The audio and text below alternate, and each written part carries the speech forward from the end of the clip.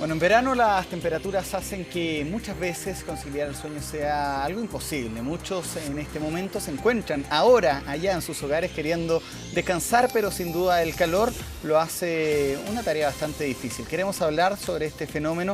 Nos acompaña el doctor Jan Romagnoli, especialista en ambientes extremos. Doctor, ¿cómo le va? Bienvenido a Canal 24 Horas. Muchas gracias, bienvenido, gracias. Doctor, ¿qué recomendación, qué receta da usted para poder conciliar el sueño en estos días de extremo calor? Usted, bueno, después vamos a mencionar, o mencionémoslo al tiro, participó en el rescate de los mineros justamente para que ellos pudieran sobrevivir en este ambiente que era extremo, con altas temperaturas debajo de la mina. Entonces se maneja bastante bien en este tema. Exactamente. Bueno, hay que entender que básicamente el manejo de la temperatura en los seres humanos es variable. Hay gente que nos vamos a encontrar que somos mejores para el calor, gente que son mejor para el frío, gente que no responde bien o al frío extremo o al calor extremo, y eso básicamente da una variabilidad en todos los seres humanos. Pero efectivamente hay una serie de riesgos asociados al calor. En general al dormir no, porque un poco baja la temperatura corporal también, entonces no está riesgoso, pero durante el día, en estos cuadros de temperatura tan extremos como en Putaendo, 40 grados el otro día y 37 creo que en San Felipe, 36 aquí en Santiago, habitualmente uno puede sufrir de un cuadro que se llama golpe de calor, que es cuando la temperatura de nuestro cuerpo llega a 42 y simplemente si no revertimos esa temperatura y no la bajamos drásticamente, nos morimos sin vuelta atrás. ¿Cuál es la temperatura normal de un cuerpo humano? La temperatura normal de un cuerpo humano debería ser en torno a los 37 grados. O sea, si uno llega a los 42 ya ahí se produce el tema clínico. O sea, cualquier fiebre o cualquier temperatura del cuerpo sobre los 40 es peligrosa. Sobre los 42 grados es incompatible con la vida.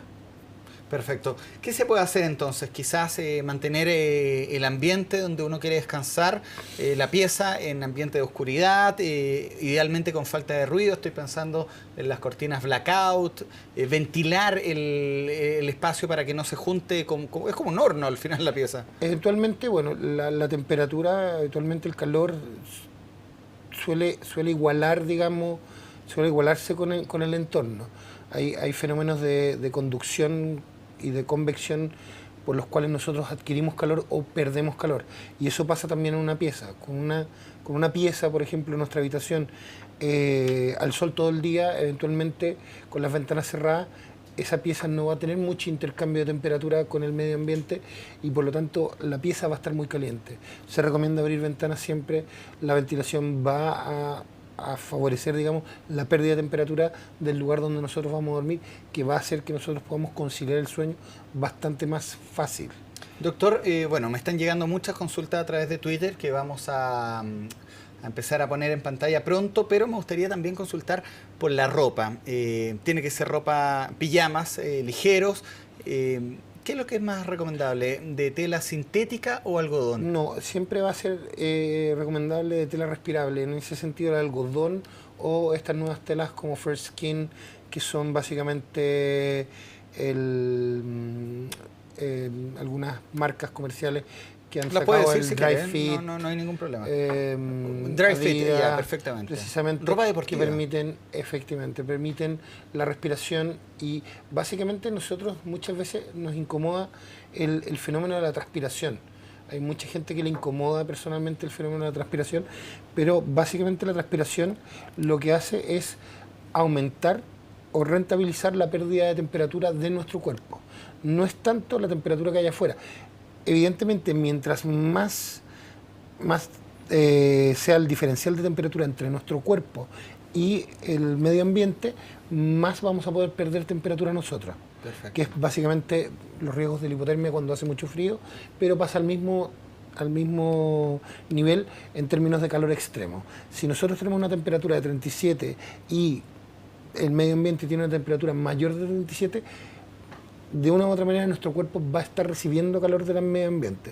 Si la temperatura del medio ambiente es más baja que 37, nuestro cuerpo por radiación le va a ir entregando temperatura al medio ambiente. Y cuando hace mucho calor, básicamente se echa a funcionar, vamos a sentir que la temperatura de nuestra piel aumenta, que nuestra piel está más caliente, porque nuestro cuerpo, en su ánimo de refrigerar básicamente lo que es tronco y cabeza, que es lo que le importa al cuerpo, los brazos no le importan, las piernas no le importan, va a redistribuir el flujo a los brazos, a las piernas y a todo el territorio periférico, a toda la piel, básicamente en función de generar transpiración, y que esa transpiración, las gotitas de sudor, cuando se evaporan, ayuden a nuestro cuerpo a perder temperatura. Doctor, ¿alguna recomendación especial para niños o ya ancianos de tercera edad?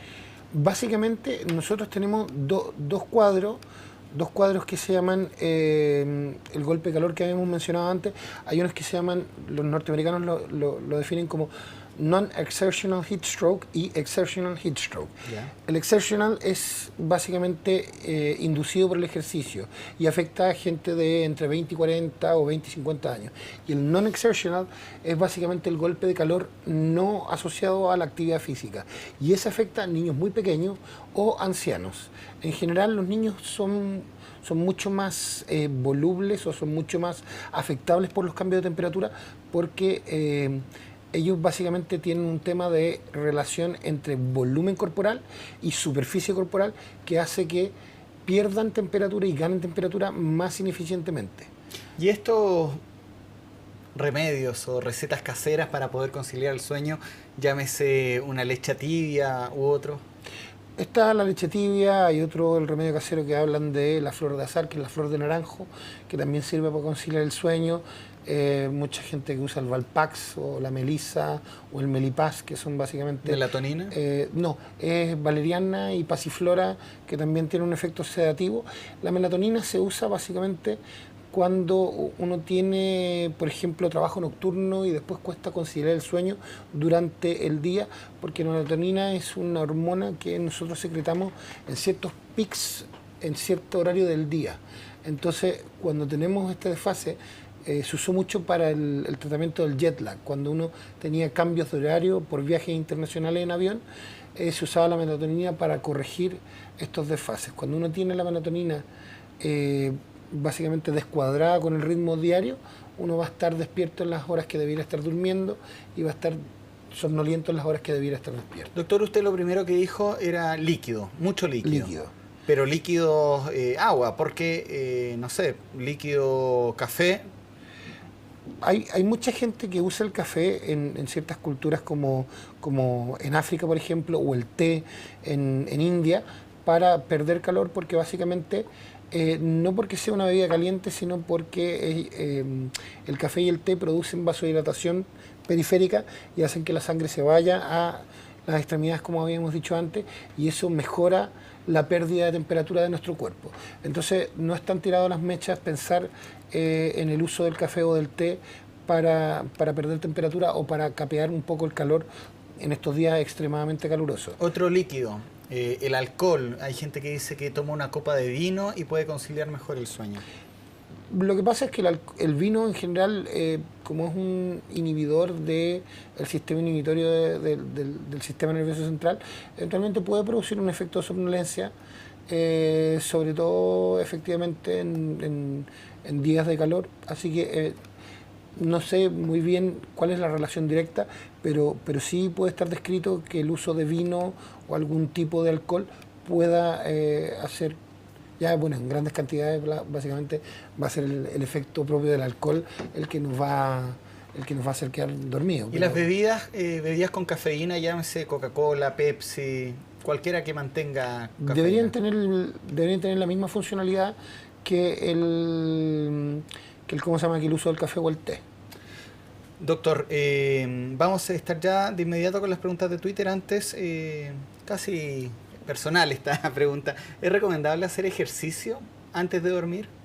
Bueno, siempre es recomendable hacer ejercicio antes de dormir. ¿Pero ayuda? Porque, a ver, a mí me pasa que cuando hago ejercicio antes de quedarme dormido, como que el cuerpo se acelera, ando más prendido, se podría decir. O sea, supuestamente uno va a tener un poco más de activación, pero habitualmente si uno tiene una buena costumbre o buenos hábitos de sueño, no debiera influir negativamente el hecho de hacer ejercicio. El hombre es un animal de costumbre. Absolutamente. Tal como absolutamente. Importante, sí, recomendación para toda la gente, sobre todo más allá del tema de dormir o no. Habitualmente siempre se habla de que el consumo de agua tiene que ser 2 litros de líquido al día por persona. En estos días de extremo calor, lo recomendable es subirlo a 3 o 3 litros y medio al día por persona.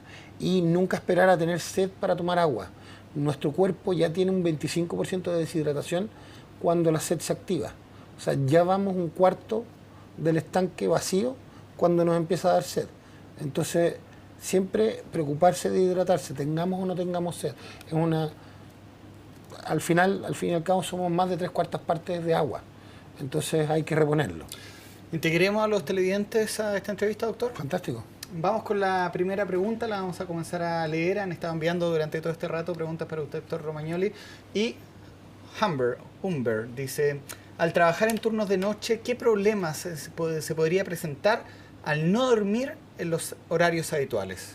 Bueno, básicamente tiene que ver con una afectación de lo que habíamos hablado de los pulsos de melatonina, que habitualmente cuando se cambia el ciclo al cual estamos acostumbrados, sueño-vigilia, digamos, día-noche, va a costar bastante conciliar el sueño durante el día y probablemente eso va a producir una somnolencia durante la noche. Pero eso efectivamente cuando uno cambia, digamos, el switch a trabajar en horarios invertidos, se ve que tiene bastante buen resultado el uso de melatonina. ¿Cuánto tiempo es recomendable llevar un turno de noche?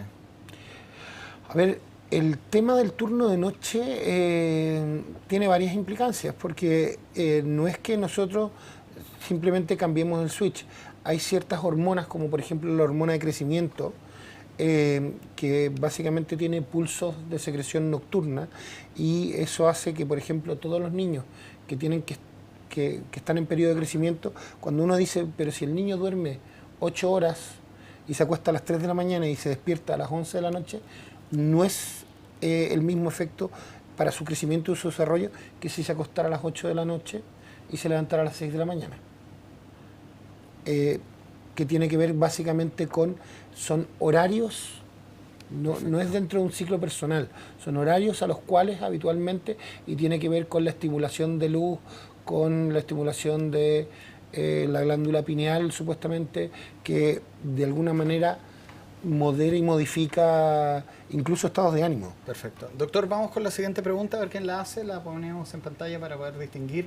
Yusef, siempre me incomoda la ropa al dormir y me muevo toda la noche. Creo que no es normal. ¿Qué puedo hacer? Usted respondía eso hace algunos momentos, el tema de la ropa, ¿cierto? En general, usar ropa respirable, cómoda. No hay problema en no usar ropa de dormir. Hay gente que en general duerme desnudo y eso no necesariamente va a representar un problema, digamos, ni personal, ni psicológico, ni de salud en ese sentido. Lo importante es estar fresco. Exactamente. Me preguntan si es bueno dormir con el ventilador muy cerca. A ver, el ventilador muy cerca eventualmente puede tener problemas, por ejemplo, cuando el ventilador básicamente afecta o se dirige hacia uno de nuestros oídos, eventualmente la corriente constante de viento puede producir a veces irritación timpánica y nos duelan los oídos, puede producir otitis media por efusión, que es un cuadro básicamente que se junta líquido detrás del tímpano y hace que escuchemos un poco peor. Eso es diferente a dejar entrar el fresco, como dicen en el sur. Dejar entrar el fresco. Habitualmente la idea, claro. En doble sentido.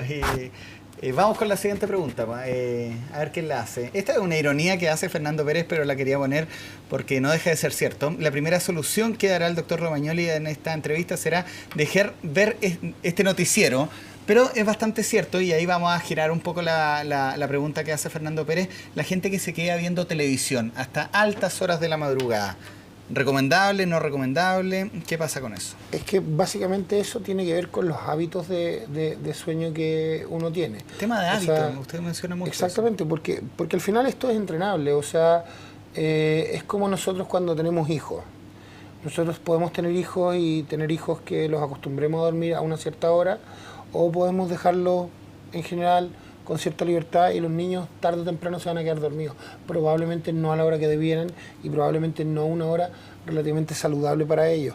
Entonces nosotros vamos generando ciertas conductas al dormir o ciertas conductas al comer, o sea, es un tema, va en general con una alta relación. También se recomienda comer en general ligero antes de dormir, porque precisamente muchas veces hay ¿cómo se llama?, redistribución de sangre al estómago y puede afectar también un poco el tema del sueño. Doctor, ¿y tomar siesta durante horas de la tarde? Mira, yo alguna vez estuve en Grecia, donde esta gente habitualmente tiene que lidiar con temperaturas bastante altas y todo el país funciona en horarios totalmente distintos. Funcionan de 5 de la mañana a aproximadamente 11 de la mañana, okay, y después funcionan de 6 de la tarde a 8 de la noche o 9 de la noche, en horarios donde toda la actividad, tanto escolar como laboral, se desarrolla en periodos de menor temperatura y efectivamente asignan un tiempo no menor a el tema de la siesta. Si nosotros pensamos que nuestra frecuencia cardíaca baja cuando estamos durmiendo, nuestra frecuencia respiratoria baja y nuestra temperatura baja, habitualmente uno no usa pijama por un tema de buenas costumbres públicas y no, sino que simplemente tenemos que proteger a nuestro cuerpo de la pérdida de temperatura que se produce por el mismo hecho de estar durmiendo. Es como que nuestro cuerpo entrara en una especie como de ralentí, como que no estuviera a las 4.000 revoluciones por minuto, sino que está a 1.500. Y eso hace que todo funcione, el pulso baja, nuestro corazón funciona más lento, nuestra respiración también funciona más lento.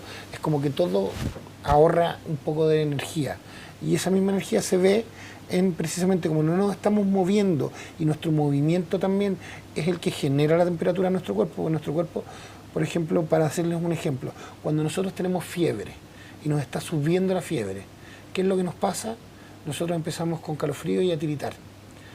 El tiritar, tal como pasa cuando nosotros tenemos frío o tenemos un cuadro febril, es porque el movimiento muscular es el que genera la mayoría de la temperatura de nuestro cuerpo.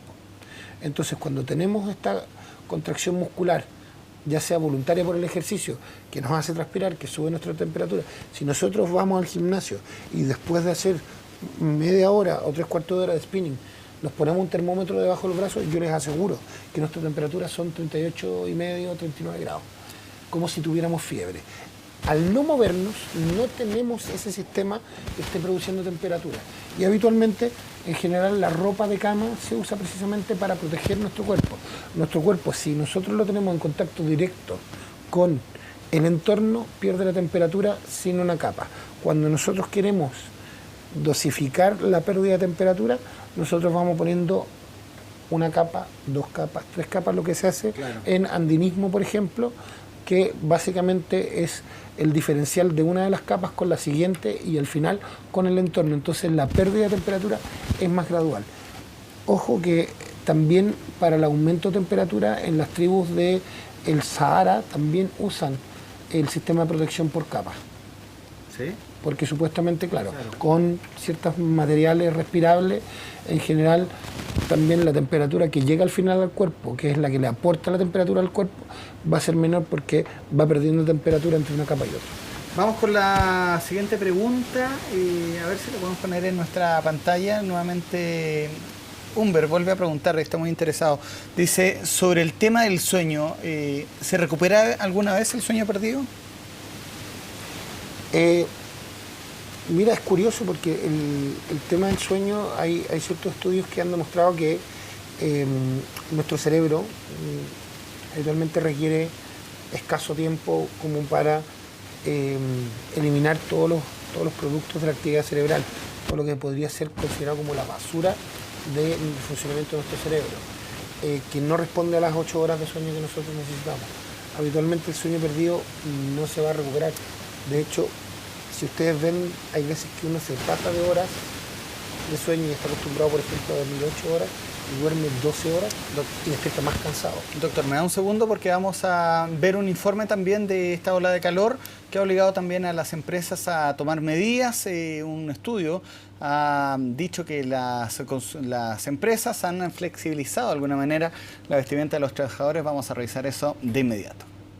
Sufrimos harto con el calor. Bastante calor. Dolor de cabeza. Por lo menos aquí adentro sobre los 40 grados. Dolor de cabeza. El calor era insoportable. Son los que más han sufrido con la ola de calor que afecta a la zona centro y sur del país. Maestros de parrillas y pollos a las brasas, obreros de la construcción y quienes trabajan en la repavimentación de calles. En Santa Rosa, al llegar a la Alameda, estos hombres reparan unos 200 metros de la avenida.